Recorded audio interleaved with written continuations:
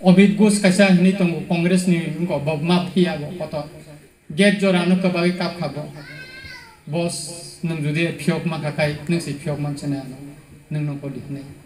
kai kubang ma bono angoni yok khaimen pore bono phiok nan bagai ang high court khaija bijus bisa jotton ukil koto tipra bar association chairman ne rugo haipen phiok ma ya tabo jora jora no phone khaiye bokabo dukho nang kubang ma tai kaisa kok dukho sing kubang ma ranganang kusaganang tongo ahai pano chubonai kere jail bisingo tongnai rongno borong borok hini mazra sawui kubang ma borok kabo jalo 15 bosor 16 bosor tongo tabo bo ani case kaibri tongo election phakeno boile case ke kalai kalaya angkai kalai taklai bo election ni sojarawo ang case kalai chawu sikangno jompu jala SDM office thangani case kaisa ko miang ko thangu khwayo miam SDM ko jos kare aban bagai mia 313 mia 8 tariko khai ang Kamalpur thanai